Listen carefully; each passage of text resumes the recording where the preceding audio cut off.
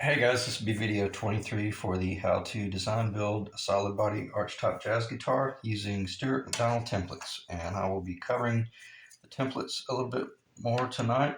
I want to just dive right in and knock out the whole P90 staple thing that I had brought up in the last video. What I meant by the whole thing being a different animal. Uh, this is the neck pickup. Okay, this is the little cover, and this is the bridge pickup.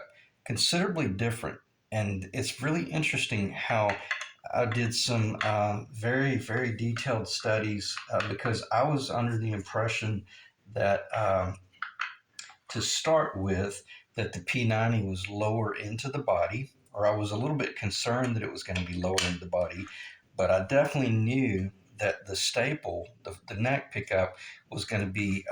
Just imagine this is the arch top, the best you can, the surface of that acrylic. The neck pickup just barely sticks out of the body, so much so that the all of the 50's pictures that I saw, they were, if anything, the top of the cover was slightly below the pick guard because I could see a tremendous amount of the white. Okay, in other words, but back at the bridge, you see how the pickup is taller, so you don't see that. So just take a gander at some of the pictures, and you'll see what I'm talking about. Is it a design flaw? I don't think so. I mean, I don't really know because this is the first time I've ever done a staple in the neck pickup. I've done P90s before, but that was years ago, and I really was just kind of cowboying it. This is a different story because not only do we have a string path PATH that passes over uh, these this neck coming off the fretboard over the neck pickup all the way down over the bridge and then hitting you know the bridge, and I've kind of ballparked that's roughly where everything will be, and I can't tilt this over too far, it'll just slide all apart, and I do not want to scratch these covers because they're brand new.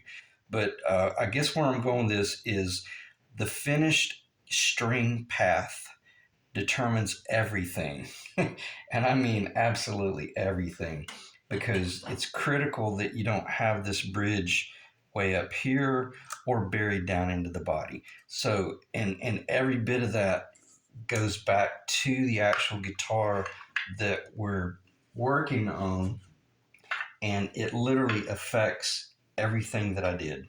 And if you build this guitar, it will affect everything that you do as well. So, what? And I just pitched that. That turned out so well. I was so happy with that. It turned out so well. But nonetheless, this P90, the staple in the front, is just barely going to come out of the body because when this fretboard comes across here, as you can see, it's got to be below the fretboard. You got your frets obviously, and then the string height above it, but nonetheless it can't ride real high. And I was able to cheat on this guitar here, and every bit of this was intentional. My fretboard is 5/16 of an inch thick because I knew that 50's Gibsons had always struggled with this thing being such a low profile design that their neck pickup ended up being buried down in the body.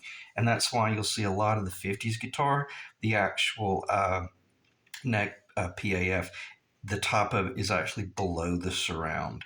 And, it's kind of cool. It gives it some character. But when you're working with a situation like this, where this pickup is almost kind of like the Dynasonic, and even I can't remember who designed that pickup. I don't know if it was Seth Lover or not, but he had mentioned that the reason some people didn't like the staple is because they brought it up too high, and they weren't willing to just bury it down in the body so that they get the best tone out of it.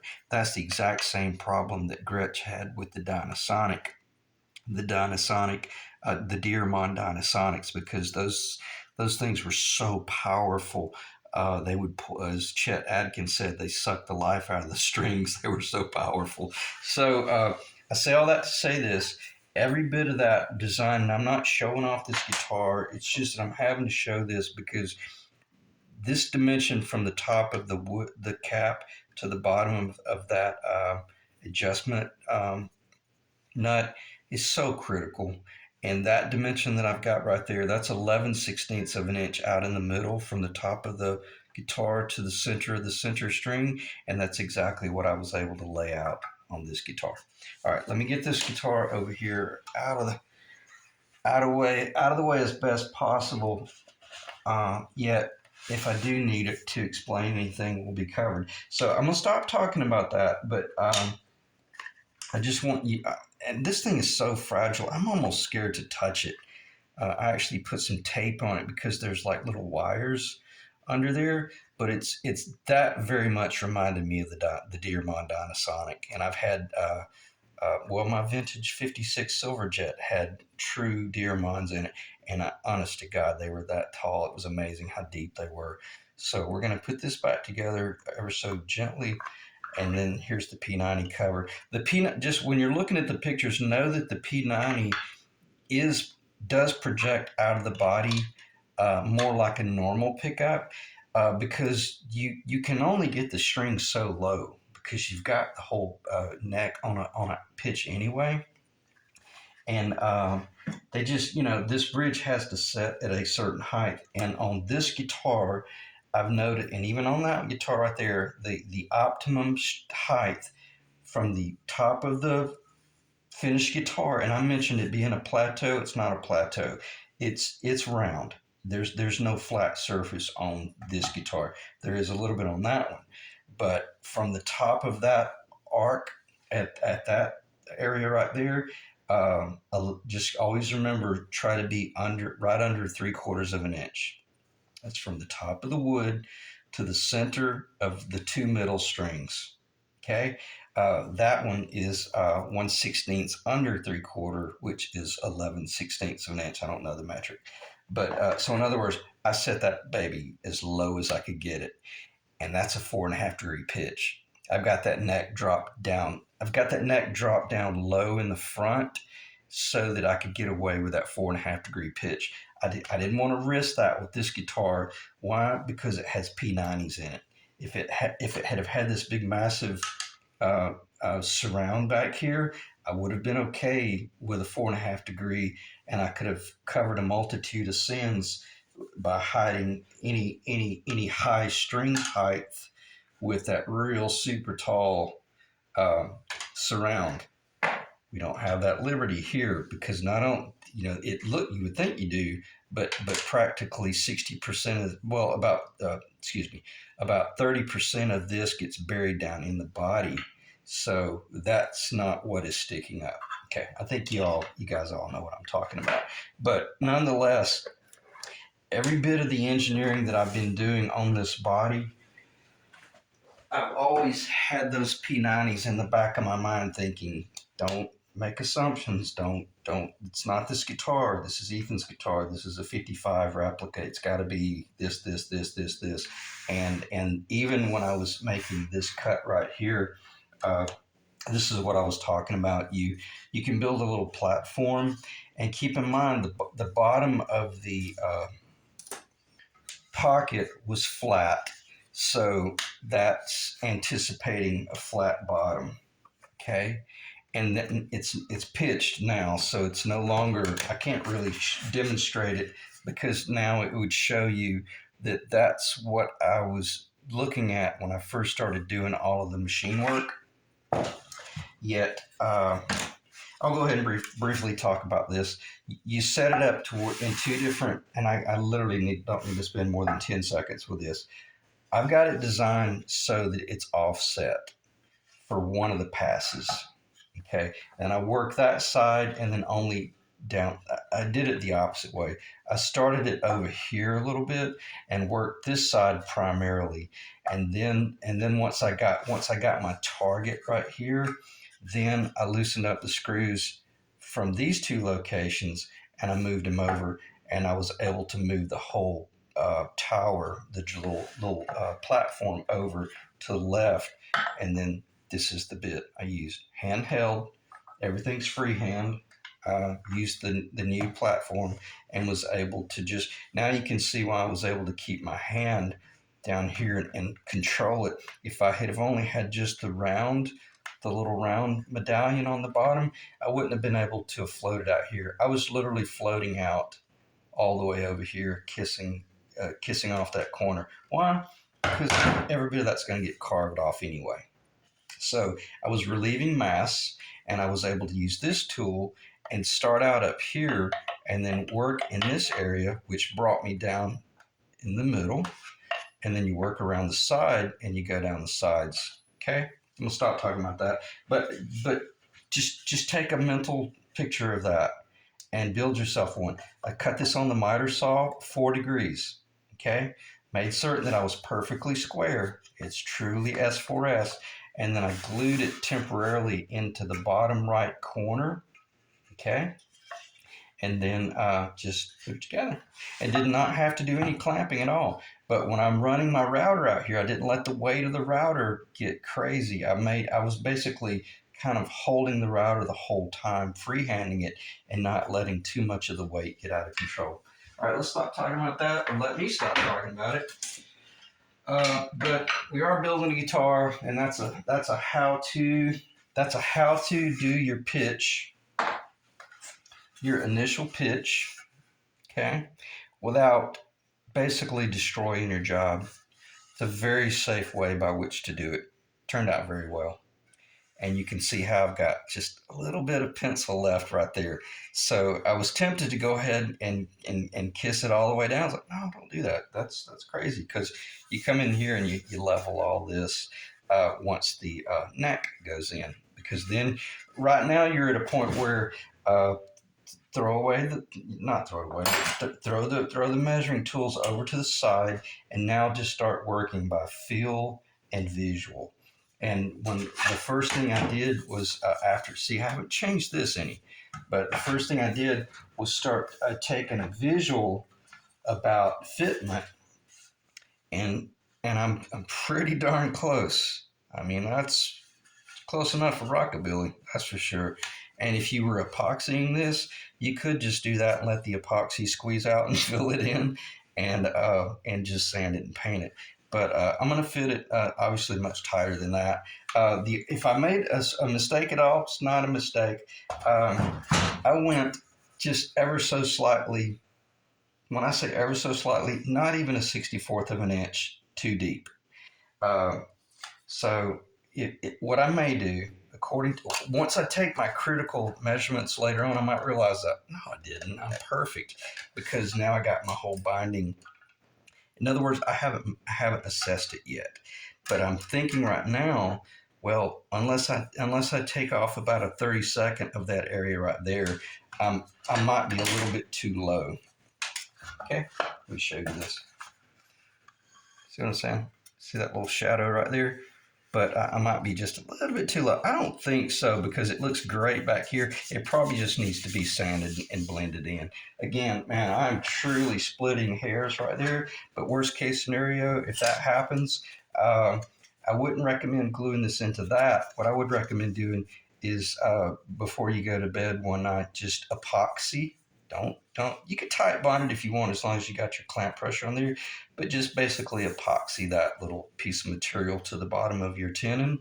Let it dry, shape it, and that way, once it goes in, this is if it's too low. And that, now you see, now we've covered ourselves. And in the event I wanted to maintain that thickness. Right now, I'm about a 32nd of an inch thicker. Actually, I'm almost closer to nearly a 16th of an inch thicker than I really should be, but I don't want to lose that just yet until I discover the staple, the P90, and all that jazz. In other words, I've got more engineering to do. All right, let me check the time. 14 minutes, and I so hope I'm not talking to myself here. This camera is what it is, so the less I complain about it, the quicker I can get the video over. All right, so if that makes sense, it's a nice way to treat that. I think I talked about the P90 and the staple thing in enough detail to have that behind us. I probably just need to stop talking. But well, no, I need to cover the whole template issue. Now that we're changing gears, and I'll do a quick flyby. Now that we're changing gears, and I'm about to start carving the top, I need to transition into thinking about how to blend this flat up to this, what I call the plateau, and then make sure that I start doing the belly work. And then how you do that is you use the templates. And I could do it without the templates, but I dropped one right there. But I'm going to show you how you'll do it if you buy the templates. Okay. I'm not going to take the time to explain what these locations mean. A, B, C, D, E. Okay. Okay, this is location A. Basically, location A is going to go right here. And you can see this is basically coming off the bridge location, going down and then recurving up back a little bit. And then that's the tail. That's where your tail would be. So you're going to use A, and even your template, the flat template here is marked A, B, C, D, and E. D is the belly. So, and you can kind of look at it and go, well, it's the shortest one. It's got to go right there. Ding, ding, ding. That's exactly right. And then C will go right here, and then B will go right there. Okay, they won't stand up because they're not. They're an 1/8 inch wide, but you don't use these for routing. You're just carving and then you're checking. You're carving and you're checking. So you got E right there, and then D right there. Obviously C, and then B, and then you're connecting the center line where the different thicknesses, the positive and negative space will start to determine the whole arc of the body. I already know it. It's controlled. It's 4 degrees coming off the neck just because the neck is pitched on 4 degree, and then it goes from 4 degree roughly less 4 degree less 1.5 degrees give or take, and then it starts rounding over and then start recurving. Okay, so I am going to end the video right there as far as importance of conversation, but I'm going to keep rambling just a little bit. So if the video for some reason cuts me off from an audio standpoint, we pretty much covered what we needed to cover in this video, and that's how you'll use your Stuart McDonald templates. Again, when I first started this, I was studying the Robert Benedetto stuff, and I did get his booklets with the templates, but very quickly I realized the bigger the guitar, the more forgiving the guitar is. And me being a new builder, I hardly even use the templates because so quickly you fall into this pattern of man, you can just feel it. You can see it. Once you get a few things defined, like this right here, you should be able to see that right there. Once you get that pitch right there and you carry that, and then you know that from this point here, you're gonna take a little bit of that mass off right there, but not lose this. Well, then it starts defining the whole arc, and then you just know, well, it's going to start going down out here. Why? Because hell, it's got to drop down 3/8 of an inch. It's got a long way to go. Therein is where the beautiful Les Paul belly comes in. And why is this thing so pronounced? Because this is a really small body. Very small body compared to your typical arch top jazz guitar. 13.2 or so, give or take. I think it's around, it's just right under 13 and a quarter, I believe is the dimension. That one's just about 13 and a 16th, give or take. But mine's more asymmetrical. What I did is, and I had forgotten about it, I took my whole top bout and I dropped my whole top bout down about 1/8 of an inch, actually a little bit more than 1/8 of an inch, but I didn't change this on the bottom. So I nailed it pretty much on the head on the bottom design, but I kind of went George Lynch on it. I took the ESP, I took the whole top down ever so slightly. just a little bit. But nonetheless, once you get once you get that pitch right there defined, then you got a flat surface by which you could then come in. And I got a large bearing, and I just came in. It wasn't that easy, but I basically worked my way down, and then did a final pass with a square router bit. So that bottom is pitched, obviously. Well, I just put the neck in, so you know that. And I hope it's recording me. Otherwise, I may just clip the video. But once you have that pitch right there, then you can kind of just start carving by hand. And I mean, just with your little gouge. This is a little bit too small, but I like it. This is dangerous. This is better for like violins and whatnot. But I like it because it's very aggressive, and then I'll just go from there. So.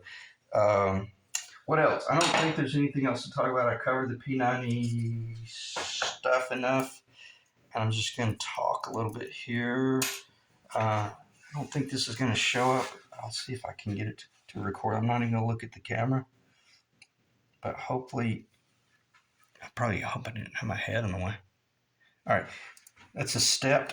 See how you have this frame? You got the threaded part that has to go through. That's a 1/2 inch on the Switchcraft.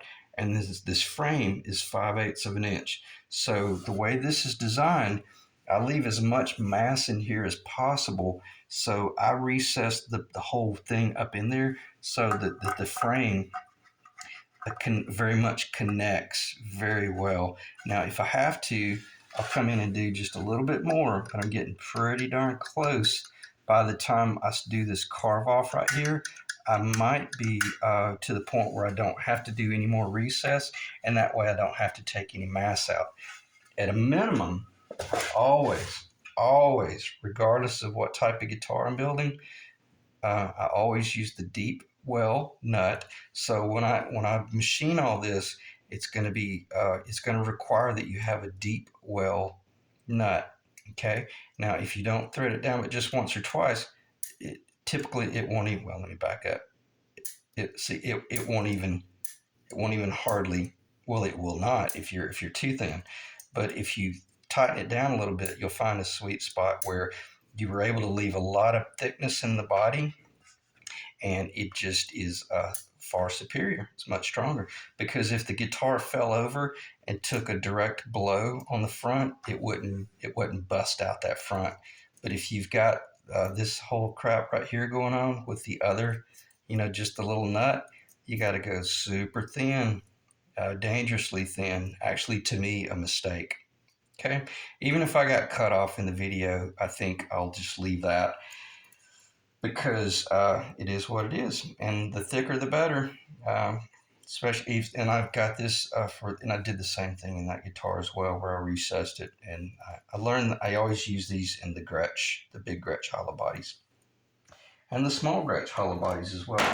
All right, so I'm going to end the video right there. I'm not sure what's next. I'm just not. So I'm not gonna make any assumptions. But otherwise, coming together. Actually, it's coming together very quickly. I'm gonna put that little fillet in there just to hold it up, because right now I'm not gonna say it's a mistake. But if that were the finished area, yes, it would be a mistake. It would be a little bit too low. But I probably will be carving that top down a little bit more anyway. So I'm going to end the video right there, and hopefully the audio is still recording and the table's somewhat clean. And then, the binding will come in. It's coming together. Beautiful guitar. It's going to be incredible. And